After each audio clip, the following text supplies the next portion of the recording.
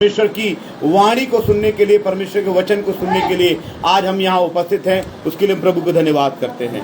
और आज एक वचन निकालेंगे, मरकुस रचित सुसमाचार। अगर आपके पास बाइबल है तो आप निकालें मरकुस रचित सुसमाचार, उसका 10वां अध्याय, उसका 46 से लेकर 50 तक पढ़ेंगे कोई। मरकुस उसका 10 अध्याय, उसका 46 से लेकर 50 तक। इस वचन को मैं कल रात को मनन कर रहा था और मैंने मनन करते हुए इस वचन में कुछ बातें पाई कि मैं इस वचन के द्वारा परमेश्वर आपसे बातें करे। और आज परमेश्वर इस वचन के माध्यम से, अपनी परमेश्वर की इस वाणी के माध्यम से परमेश्वर आज आपसे बातें करना चाहते हैं। और आप मेरे साथ निकालेंगे मरकुस रचित सुसमाचार, उसका 10वां अध्याय, उसका 46 से लेकर 50 तक। यहाँ पर एक कहानी लिखी हुई है, एक ऐसे व्यक्ति की कहानी जो जन्म से अंधा है, जो जन्म से अंधा है और उसके परिवार के लोगों ने उसे भीख मांगने के लिए बैठा दिया था। एक ऐसे व्यक्ति की कहानी बाइबल में हम पढ़ते हैं। और ये वचन मैं मोस्टली इस वचन को मैं देखता हूँ जब पाम संडे आता है, खजूरों का इतवार है, इसके पहले हफ्ते में बोला जरूर जाता है ये वचन, लेकिन बहुत से चर्चिस में बोला जाता है। और इस वचन, इस कहानी को जब मैं रात में पढ़ रहा था, मैं बोला प्रभु जी, मुझे आप अपने लोगों के लिए संदेश दीजिए कि आप अपने लोगों से किस विषय में बात करना चाहते हैं। परमेश्वर ने मुझे एक विषय दिया। आप पढ़ेंगे मरकुस उसका 10 अध्याय, उसका 46 प्रकार लिखा हुआ है वे यरीहो में आए। वे कहाँ पे आए? यरीहो में आए। यरीहो एक श्रापित जगह है। यरीहो क्या है? एक श्रापित जगह है। कभी कभी आपको मालूम है, आपको नहीं मालूम, आप कह रहे हैं मैं बहुत अच्छी कॉलोनी में रहता हूँ, मैं बहुत अच्छे गांव में रहता हूँ, मैं बहुत अच्छे शहर में रहता हूँ, और कहीं पता तो नहीं कि आप यरीहो में रहते हैं। यरीहो मतलब श्रापित स्थान में रहते हैं और आपको यही नहीं मालूम कि वो श्रापित है अथवा नहीं है। कई बार बहुत से लोग अच्छी जगहों में रहते हैं और अच्छी जगहों में रहने के बाद वो सोचते हैं इससे बढ़िया वीआईपी एरिया कोई नहीं है, इतने अच्छे पार्क हैं, इतने अच्छे रोड हैं, इतने अच्छी गली हैं। लेकिन आपको मालूम है, जहाँ पर परमेश्वर है, जहाँ पे प्रभु का वचन है, वही स्थान ठीक है, अन्यथा सब कुछ बेकार है। हालेलुया। दूसरा राजा 21 का 4 यदि कोई पढ़ सकता है तो पढ़े। दूसरा राजा 21 का 4 क्या लिखा हुआ पढ़े? दूसरा राजा 21 का 4। किसको मालूम है? उसने यहोवा के उस भवन में वेदियां बनवाई जिसके विषय यहोवा ने कहा था, यरूशलेम में मैं अपना नाम रखूंगा। Praise the Lord. हालेलुया। यहाँ पर एक परमेश्वर का वचन है, हालेलुया, कि जो यरीहो के विषय में है। मैंने यरूशलेम के विषय में पढ़वाया है अभी, लेकिन मैं चीज में बताना चाहता हूँ यरीहो के विषय में कि यरीहो को परमेश्वर ने श्राप की नगरी बोला है। क्या की नगरी? शराब की नगरी है। कभी कभी हमारे आसपास ऐसा वातावरण, हमारे घर में ऐसा वातावरण है कि जो श्राप हमारे ऊपर लगा हुआ है वो श्राप निकलने का नाम नहीं लेता।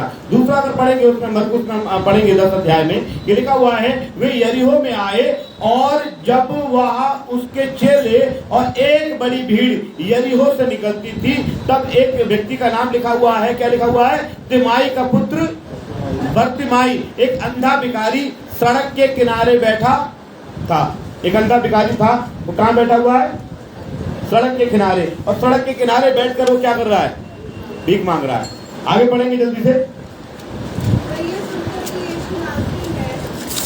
जी। हाँ हाँ हाँ हाँ जी जी हाँ हाँ हाँ हाँ जी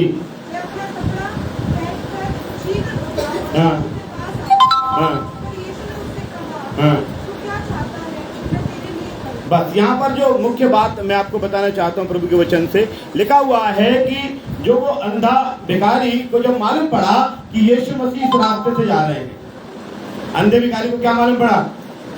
क्योंकि यीशु मसीह उस समय इतने प्रसिद्ध थे कि लोग यीशु मसीह के पास बीमारों को लेकर आते थे। लोग इतने यीशु मसीह प्रसिद्ध थे उस समय कि लोग जो अंधे, विकलांग, और अलग अलग कैटेगरी के लोग थे, अलग अलग बीमारियों के लोग थे। उनको बस इतना मालूम है कि प्रभु यीशु मसीह जा रहे हैं, और वो कोशिश करते थे कैसे भी यीशु मसीह के सामने बढ़ जाए, ताकि यीशु मसीह के सामने आने से उनकी तमाम बीमारियां चली जाएं। एक औरत भी है, बाइबल में लिखा हुआ है, उसको 12 साल से लहू बहने का रोग था। वो उसने, ऐसा लिखा हुआ है बाइबल में कि उसने बहुत पैसा अपनी बीमारी पर लगाया, लेकिन बीमारी को ठीक नहीं कर पाई। और उसको मन में कहती थी, मैं चुपके से जाऊंगी, मैं किसी को कुछ नहीं बताऊंगी, और चुपके से जाकर यीशु मसीह का वस्त्र छू लूंगी। क्योंकि उसे मालूम था कि ये यीशु मसीह इतना करामाती है, यीशु मसीह इतना पावरफुल है कि इसके अंदर से क्या निकलती है, सामर्थ निकलती है। और ऐसा व्यक्ति था वो। और बाइबल में लिखा हुआ है कि जब यीशु मसीह यरीहो में आए, और यरीहो से वो निकलकर यरूशलेम की ओर जा रहे थे, तो उस राजमार्ग पर एक रास्ता है, राजमार्ग है, और उस राजमार्ग पर एक अंधा है, बैठा हुआ भीख मांग रहा है। जब उसने सुना कि यीशु मसीह है, उसने सुना होगा उतने दिनों से, कई अंधों लोगों ने उसे बताया होगा, अबे तू बैठा हुआ भीख मांग रहा, आपको मालूम है एक दिन मुझे यीशु मसीह मिल गया, और यीशु मसीह ने मेरी आंखें ठीक कर दी। हो सकता है उसने ये सुना हो, एक व्यक्ति और अंधा आया था, यीशु मसीह ने थूकने के बाद वो एक लेप लगाया उसकी आंखों में, और जाके बोला जा सिलों में जाकर धो ले, और वो अंधा देखने लगा। उसने ये सब बातें शायद सुन रखी होंगी। उसने जैसे यीशु मसीह का नाम सुना, वो चिल्लाने लगा, वो पुकारने लगा। इसका क्या मतलब है कि वो प्रार्थना करने लगा। हालेलुया, वो पुकारने लगा। आज आपको मालूम है भजन संहिता उसका 69 का 3 पढ़ेंगे, उसमें क्या लिखा हुआ, जल्दी पढ़े। भजन 69 का 3 पढ़े, भजन 123 का 2 भी पढ़े, 69 का 3 पढ़े जल्दी से। ऐसा लिखा हुआ है, मैं पुकारते थक गया। आप कितने दिनों से पुकार रहे हैं? कई लोग हैं जो 1 महीना आकर पुकार रहे हैं, 2 महीना पुकार रहे हैं, 3 महीना पुकार रहे हैं, लेकिन दाऊद राजा कह रहे हैं मैं पुकारते थक गया। आप नहीं थके ना? कितना दिन से पुकार रहे हैं? कुछ लोग पुकारने नहीं चाहते। पुकारने का मतलब है प्रार्थना से। कुछ लोग कह रहे हैं अच्छा कितने साल हो गए तुम्हें प्रार्थना करते, कुछ नहीं हुआ, अभी तक ठीक नहीं हुए, इतने दिन हो गए प्रार्थना में जाते जाते, क्या फायदा हुआ है? वो दाऊद राजा कह रहे हैं मैं पुकारते थक गया। आगे बढ़े, मेरा गला सूख गया। कितना पुकारा? अगर हम बोलते हैं लोगों से आइए आराधना स्तुति करेंगे, हालेलुया हालेलुया, धन्यवाद, लोग नहीं मुंह से निकालना शब्द पसंद नहीं करते। और दाऊद राजा कह रहे हैं, एक राजा जिसके पास कोई कमी नहीं है, वो ऐसा बोल रहा है मैं पुकारते मेरा गला सूख गया है। आप कितनी प्रार्थना करते हैं? आपका गला सूखा है? आगे पढ़ेंगे। उसका मतलब क्या है कि वो पुकारने वाला व्यक्ति है। कितना, जब उसने बोला आज यीशु मसीह है, मैं तो अंधा व्यक्ति हूँ, मुझे उठा के कोई लेके नहीं जाएगा यीशु मसीह के पास। और जब यीशु मसीह आज इसी रास्ते पे आ गया, जिस रास्ते पर मैं बैठा हूँ, तो क्यों ना पुकारूं और मौके का फायदा। आपको मालूम है कई बार लोगों को मौका मिलता है, लेकिन उस मौके का फायदा उठा नहीं पाते। आज आपके पास मौका है बाइबल पढ़ने का। आपको मालूम है बाइबल पढ़ने का मौका है। मैं देख रहा हूँ यूट्यूब पर देख रहा हूँ, फेसबुक पर देख रहा हूँ कि यूक्रेन के अंदर बाइबल की कमी हो गई, बाइबल नहीं है, लोग बाइबल को ढूंढ रहे हैं। आज आपके हाथों में बाइबल है, आज मौका है। हालेलुया, आज मौका है, कल मौका नहीं मिलेगा। कई जगह आपको मालूम है वचन को सुनने के लिए लोग पागल हैं। आज मौका है, आपको सुनाने वाले हैं, लेकिन प्रेज़ द लॉर्ड कल सुनाने वाले भी नहीं होंगे। आज मौका है, आज इस मौके को अपना लीजिए। और उस अंधे भिखारी ने जब उसको मौका मिला, यीशु मसीह इस रास्ते से जा रहा है जिस रास्ते पर मैं बैठा हूँ, और यीशु मसीह मुझे देखेगा नहीं देखेगा, लेकिन मेरी पुकार को सुनेगा। और उसने चिल्लाना शुरू कर दिया, और उसने बोला हे दाऊद की संतान मुझ पर दया कर। और आपको मालूम है आपको पुकारना है, कब तक पुकारना है? एक सवाल है, भजन 123 का 2 में लिखा हुआ है, कब तक पुकारे? पुकारने का भी एक सीमा, कब तक पुकारे? देख जैसे दासों की आंखें अपनी स्वामिनी की हाथ की ओर लगी रहती है, और जैसे दासियों की आंखें अपनी स्वामिनी की हाथ की ओर लगी रहती है, वैसे ही हमारी आंखें हमारे यहोवा परमेश्वर पर तब तक लगी रहेंगी जब तक भी वो अनुग्रह ना करे। तब तक पुकारे जब पर अनुग्रह ना करे। लोग समझ नहीं पाते हम कब करें। आपको मालूम है कई लोग हम प्रार्थना करते हैं, हम बोलते प्रभु जी हमें कार दे दे, प्रभु जी हमारे लिए ये हो जाए। बहुत से पास्टर लोग ऐसे बोलते हैं यीशु के नाम से ये हो जाए। आप यीशु मसीह को सुझाव मत दें, बस प्रार्थना करें। कभी कभी क्या होता है, राय देना शुरू कर देते हैं, यीशु मसीह मेरे लिए ये हो जाए, यीशु मसीह मेरे लिए वो हो जाए। यीशु मसीह कह रहा मैं जानता हूं तेरे लिए अच्छा क्या है, तुम मुझे सुझाव मत दे। हम परमेश्वर को सुझाव ना दे, हम बोले प्रभु जी जो मेरे लिए भला है वो आप जानते हैं अच्छा क्या है। हालेलुया। आपको मालूम है परमेश्वर आपके लिए भला जानता है, जानता है नहीं जानता? कई बार है, अभी आपको मालूम है जब सर्दियां अभी खत्म होने के कगार पे हैं, बहुत से बच्चे आइसक्रीम खाने की जिद करेंगे, लेकिन माँ बाप उनको नहीं दिलाएंगे। उनको मालूम है कि अभी खाएंगे तो नुकसान ज्यादा होगा, 2 महीने बाद 1 महीने बाद खाएंगे तो इतना नुकसान। परमेश्वर जानता है आपकी आवश्यकताओं के विषय में, इसलिए आप बस प्रार्थना करें। आप प्रार्थना करें प्रभु मुझ पर रहम कर। प्रभु को कहाँ रहम करना है आप उसका मालूम है, आप उसे सुझाव ना दे। कई बार मैं लोगों को देखता हूँ प्रार्थनाओं में वो क्या करते हैं, सुझाव देने लगते हैं ना, प्रभु जी मेरे लिए ऐसा कर दे, प्रभु जी मेरे लिए बंगला दे दे, प्रभु जी मुझे कार दे दे। है कई बार क्या होता है, एक बच्चे ने अपने पिता से बहुत बहस की, मुझे मोटरसाइकिल चाहिए, मुझे मोटरसाइकिल चाहिए और यामाहा कंपनी की एक अच्छी मोटरसाइकिल चाहिए, और मैं खाना नहीं खाऊंगा और मैं बात नहीं करूंगा, मैं स्कूल पढ़ने नहीं जाऊंगा, मुझे चाहिए। और बाप बड़ा परेशान हो गया, उसको बहुत समझाते रहा, लेकिन बच्चा नहीं माना। एक दिन घर से भाग गया। वो बच्चा एक जगह है अलीगढ़ के पास पहासू, वहां से पकड़ के लाए, एक आश्रम में चला गया बच्चा, आश्रम में रहने लगा गुस्से में कि मुझे मोटरसाइकिल नहीं दिलाओगे तो भाग जाऊंगा, और वो भाग गया। और मन में क्या है कि एक दिन उसके परिवार के लोग, किसी ने देख लिया होगा, किसी साधु महात्मा के साथ रह रहा था, वहां से पकड़ के लाया, तुम्हारे लड़का वहां है। तुमने बोला मेरी जिद है, जब तक तुम, बाप ने बोला ले मोटरसाइकिल, और बाप ने भी कैसे कर्ज कर कुछ बेच कर, उन पर बकरी थी, बकरियां बेच कर कुछ कर्ज करके मोटरसाइकिल ले ली। और मोटरसाइकिल लेने के तीसरे दिन वो लेके जा रहा था, और उस पे मतलब क्या नाम है, संभल नहीं पाई गाड़ी का भयानक एक्सीडेंट हो गया, और वो भी हरदौलत की नहर में डूब गया। मतलब क्या, क्योंकि माँ बाप को मालूम है कि कहाँ पर आवश्यकता है। कभी कभी हम प्रार्थना ऐसी करते हैं, ऐसी प्रार्थनाएं करते हैं, प्रभु हमें ये चाहिए, प्रभु हमें ये चाहिए। आप प्रभु से जिद ना करें, आप प्रभु से बस प्रार्थना करें। और मैं दूसरा बताना चाहता हूँ, प्रार्थना में आप प्रभु को कोई सुझाव ना दें। Hallelujah, hallelujah. इसलिए बस आप परमेश्वर से प्रार्थना करें। आगे हम पढ़ेंगे उस भिखारी के विषय में कि उस भिखारी को वो प्रार्थना कर रहे थे तो उसे दबाया जा रहा था। आपको मालूम है जितना आप प्रार्थना करेंगे आपको दबाया जाएगा। कौन दबा रहा था उसे? अगर आप निकाल के पढ़ेंगे लूका रचित सुसमाचार 18 अध्याय उसका 35 से पढ़ना।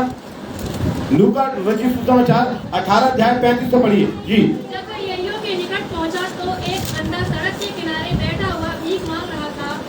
वह भीड़ के चलने की आहट सुनकर वो उसको कैसे मालूम यीशु मसीह जा रहा है? भीड़ के चलने की आहट से। अंधा देख नहीं सकता, लेकिन वो उसने, क्योंकि वो एक ऐसे रास्ते पर बैठा हुआ है जहाँ पर दो चार लोग आते जाते हैं। आज तो बड़ी भीड़ से निकल के जा रही है, आज तो बड़ा हल्ला हो रहा है। उसने बोला क्या हो रहा है? किसी ने बोला यीशु जा रहा है। फिर आगे बढ़े, यह क्या हो रहा है? जी उसको बताया यीशु नासरी जा रहा है। यीशु नासरी जा रहा है। तब उसने पुकार कर कहा, हे यीशु दाऊद की संतान मुझ पर दया कर। तो आगे आगे जा रहे, जो आगे आगे जा रहे थे वो डांटने लगे। कौन डांट रहे?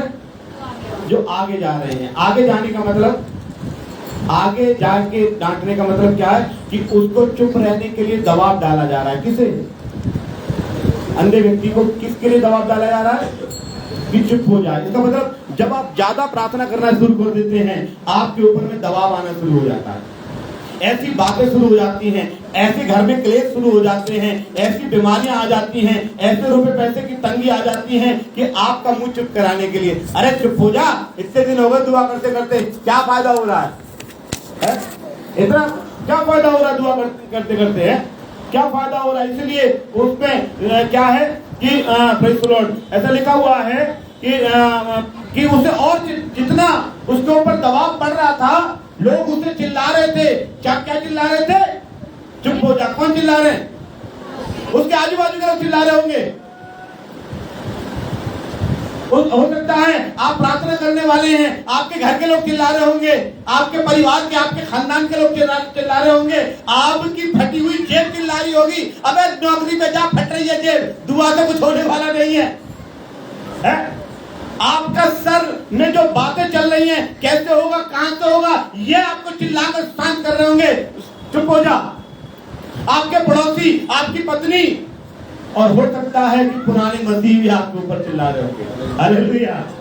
पुराने मसीह मतलब अगर आपके देखो कोई प्रार्थना करने लग जाए, हालेलुया, उपवास करने अच्छा, अच्छा बड़ी उपवास कर रहे हो तुम, हमने सिखाया, तो कहते तुम चुप हो जाओ। और फिर कहते पाली साहब आपको मालूम है नए लोग तो बढ़ते जा रहे हैं। मेरे प्रियो, आप उन्हें स्टॉप ना करें। हालेलुया। कई लोगों को मैंने, सबसे बड़ा एक पुराना दर्द है लोगों का, दर्द पुराने लोगों का क्या है मालूम है? एक व्यक्ति प्रचार करने लगा, फिर और प्रचार करने लगा, फिर और प्रचार करने लगा। एक व्यक्ति को जब मालूम बड़ा प्रचार करने लगा तो उसने बोला आपको मालूम है पाली साहब, हमने इनसे 10 साल पहले बपतिस्मा लिया और आज ये प्रचार कर रहे हैं। तो उसमें दुख की बात क्या है? आप आनंद मनाओ। हालेलुया। लेकिन प्रॉब्लम क्या लिखा हुआ है? वे जो आगे आगे जा रहे थे, क्या लिखा हुआ है? पढ़ो पढ़ो।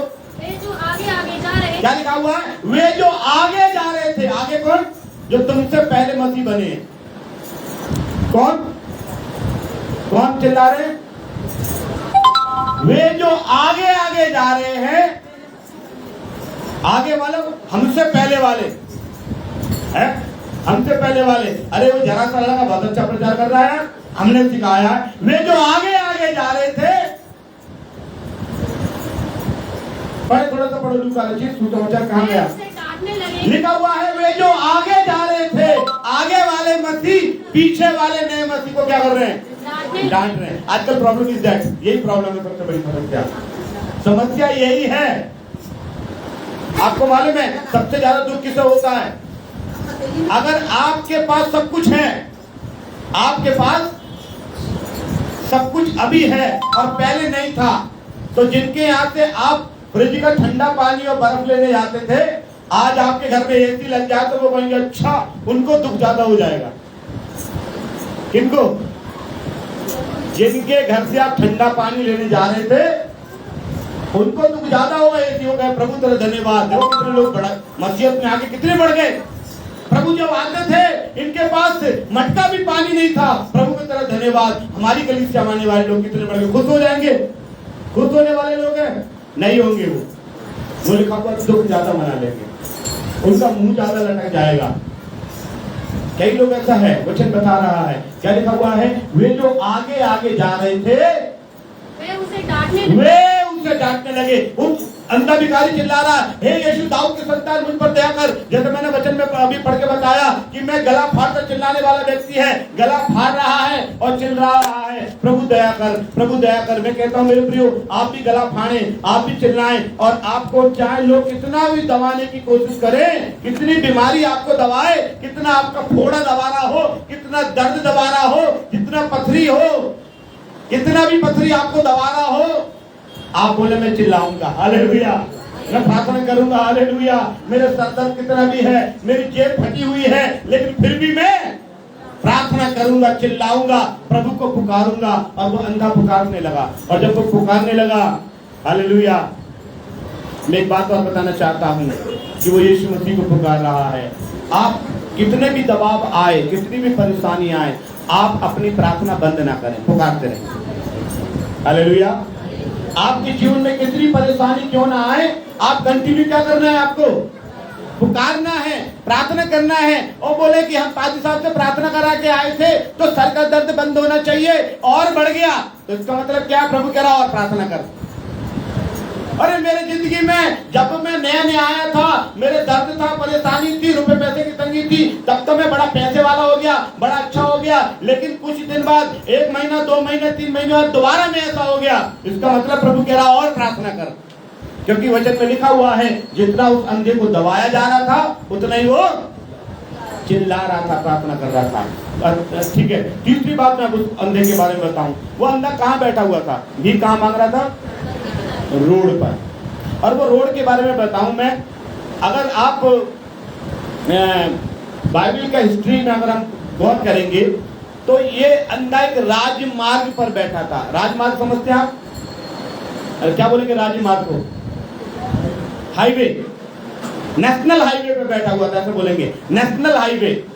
नेशनल हाईवे मतलब जहां पर ज्यादा भीड़ आती रहती है। और उस जमाने में नेशनल हाईवे का जो मतलब था, जो बहुत बड़ा जो बोलेंगे रॉयल लोग आते जाते थे।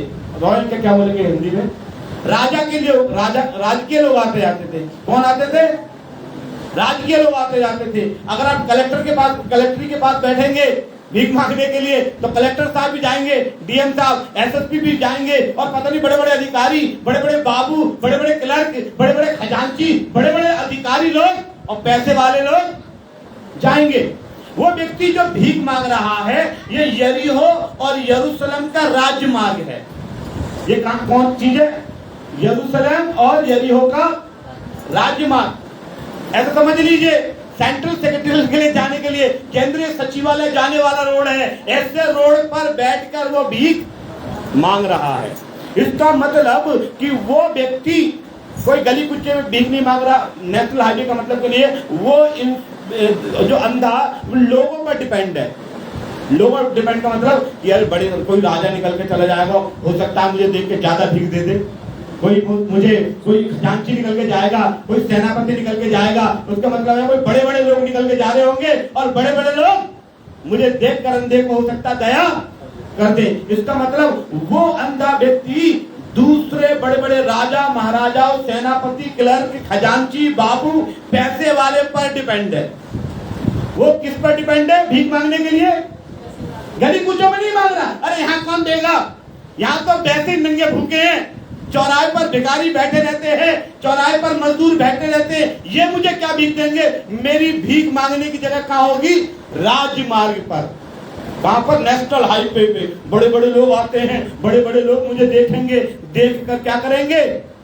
वो मनुष्य, ये भिखारी मनुष्य की अनुकंपा पर डिपेंड था। भजन 20 का 7 पढ़ेंगे, भजन 20 का 7 पढ़े, यिर्मयाह 17 का 5 पढ़े। अभी आपने पढ़ा भजन संहिता 118, वो भी पढ़ सकते हैं, कुछ भी पढ़ दीजिए। भजन संहिता 20 का 7 में क्या लिखा हुआ है?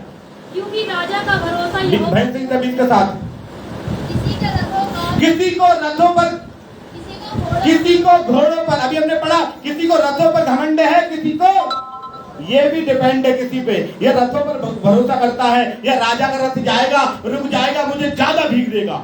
सेनापति का रथ जाएगा और उसकी घुड़सवारी जाएगी और मुझे बहुत ज्यादा भीख दे देगा। किसी को रथों पर घमंड है, किसी को घोड़ों पर। आप बताइए, अभी हमने भजन संहिता 118 पढ़ा ना, उसमें लिखा हुआ है यहोवा की शरण लेनी मनुष्यों पर भरोसा रखने से उत्तम है। आज आपको मालूम है, वो अंधे की तरह हम भी आस में रहते हैं, कोई मेरे बड़ा व्यक्ति आएगा, कोई पैसे वाला आएगा, मुझे कुछ दे के चला जाएगा। आपको मालूम है कई लोग बादल लोगों को बेवकूफ समझते हैं। वो कहते हैं हम ये करेंगे, हम वो करेंगे, हम ऐसा करेंगे, वो ऐसा करेंगे। मैं कभी कभी सोचता हूँ पैसे वालों के लिए, कितना पैसा कमाते हैं। पैसा कमाना कोई बुरा नहीं है, लेकिन जो भी व्यक्ति पैसा कमा रहा है, कितना लाखों करोड़ों रुपए कमा लो, लेकिन वो पैसा कभी भी उनके पास रहने वाला नहीं है। हालेलुया। जैसे मैं अपने बारे में उदाहरण दूं, मुझे क्या जरूरत है?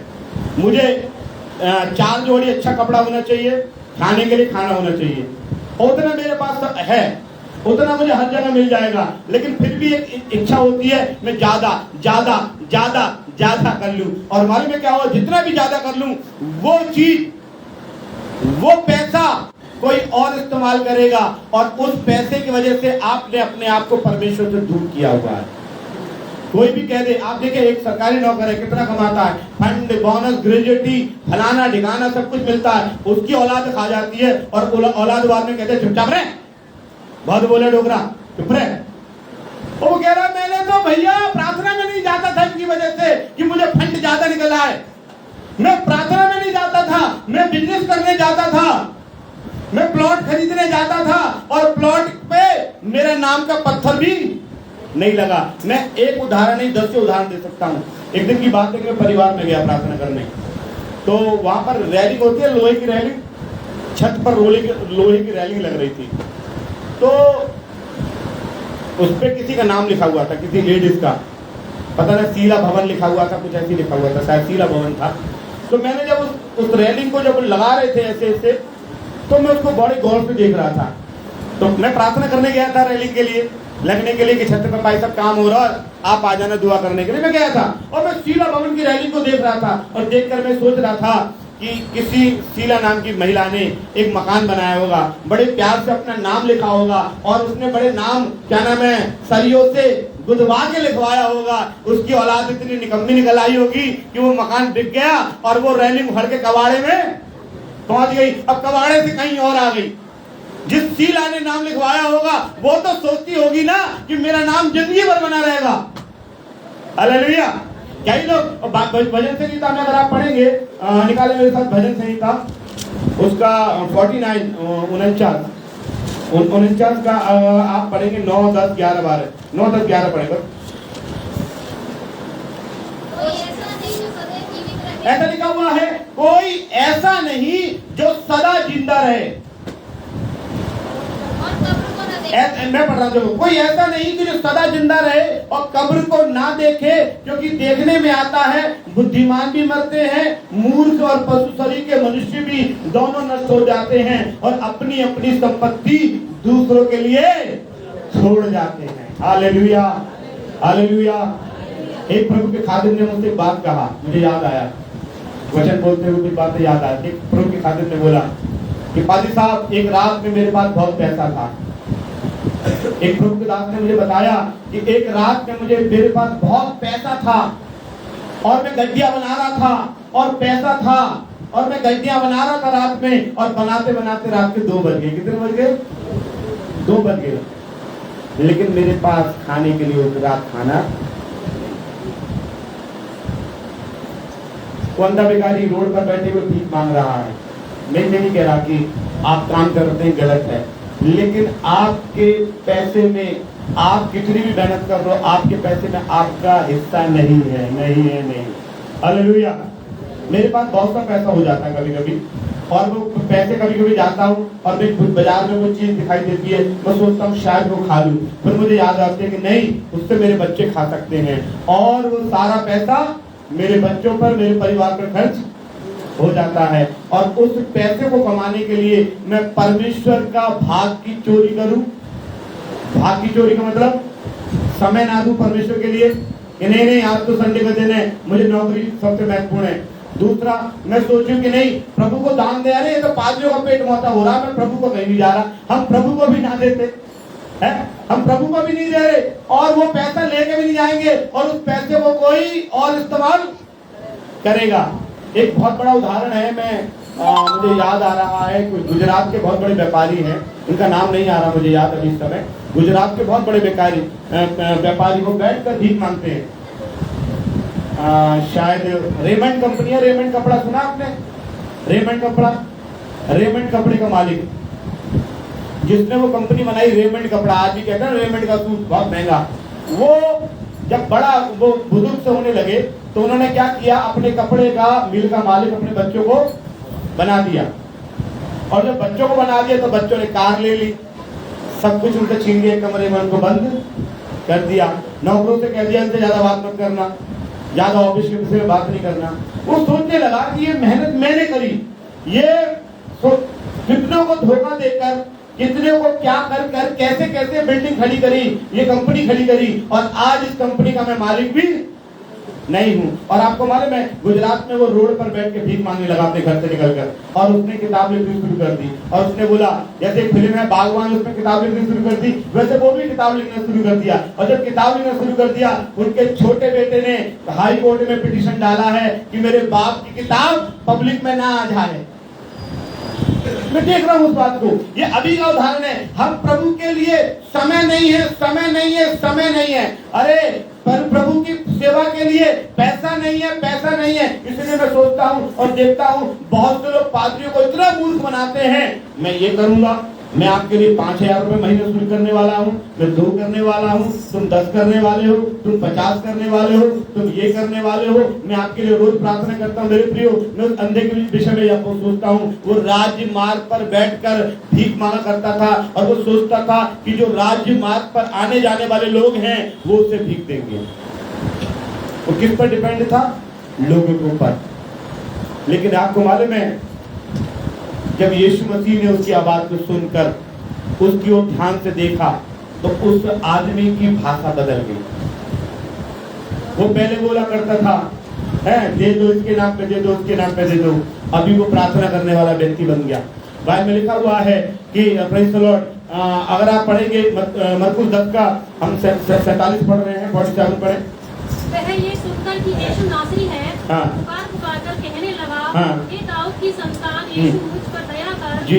बहुतों ने उसे डांटा कि चुप रहे। लिखा हुआ है बहुतों ने उसे डांटा। जब आपके ऊपर परेशानी आएगी, बहुत आपको डांटेंगे, जब विपदा आएगी, बहुत सी प्रॉब्लम्स आएंगे, लेकिन आपको प्रार्थना जारी रखना है, आपको प्रार्थना बंद नहीं करना। फिर पढ़े, पर वह और भी पुकारने लगा, वो और भी पुकारने लगा। मालूम है, जब यीशु मसीह की ओर ध्यान से उसने किया तो और प्रार्थना करने लगा, और यीशु मसीह ने उसकी ओर ध्यान दिया तो उसकी आवाज बदल गई। आवाज बदलने का मतलब है, पहले भीख मांगने की आवाज थी, अब प्रार्थना की आवाज है। हालेलुया।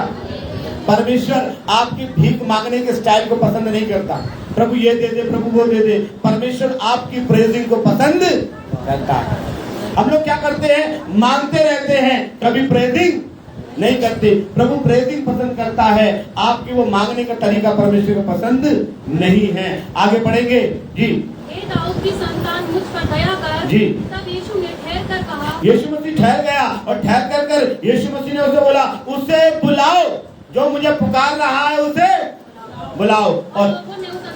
और लोगों ने उस अंधे को बुलाकर उससे कहा, ढाढ़स बांध। हाँ, हिम्मत रख, यानी कि ढाढ़स बांध, उठ, वह तुझे बुलाता है। फिर आगे बढ़ेंगे 50 वचन। वह अपना कपड़ा फेंक, लिखा हुआ है, जब वो यीशु मसीह के पास गया ना तो अपना कपड़ा फेंक दिया। उस कपड़े की कहानी आपको नहीं मालूम, मैं आपको उस कपड़े की कहानी बताना चाहता हूँ। भारत में बहुत से लोग, आपने देखा हुआ, कटोरा रख के भीख मांगते हैं, कुछ बड़ा वस्तु ले लेते हैं भीख मांगने के लिए, कुछ लेकिन वहां पर इस्राएल में जो रॉयल राजमार्ग पर बैठकर भीख मांगेंगे, उनको वहां के राजा की तरफ से, उनके गवर्नमेंट की तरफ से कपड़ा दिया जाता था, और उस पर सील लगी होती थी कि यहाँ पर बस यही मांगेंगे और दूसरा नहीं मांगेंगे। वहां की एक स्टोरी आपको मैं बताना चाहता हूं। वो सील लगा हुआ भीख का कपड़ा था, और आपको मालूम है, कभी कभी आपके ऊपर भी सील लगी हुई है। आप अपनी सील को उतार कर, फेंक कर, वो सील क्या पर लगी हुई है। इतने दिन हो गए दुआ करते करते, कोई फायदा नहीं है। इतने साल हो गए, इनका घर यूं का यूं बना हुआ है, इनकी बॉडी में आपको ऐसी सील लगा रखी है, आपके जो दर्द है वो जाता नहीं है, वो दर्द की सील लगा रखी है, बीमारी की सील लगा रखी है, गरीबी की सील लगा रखी है, आपको दलित होने की भी सील लगा रखी है। ये सील को फेंक कर यीशु के पास आना है। हालेलुया। आप अपना कपड़ा फेंकना नहीं चाहते। कपड़ा क्या है मालूम है? दूसरा, एक राजा की सील लगी हुई है, शैतान ने सब के ऊपर सील लगा रखी है, और आने वाले दिनों में 666 की भी सील लगने वाली है। आने वाले दिनों में तैयार रहिए, एक सील लगने वाली है। और कलाम में लिखा हुआ है, ऐसा लिखा हुआ है, उसने अपना कपड़ा फेंक दिया।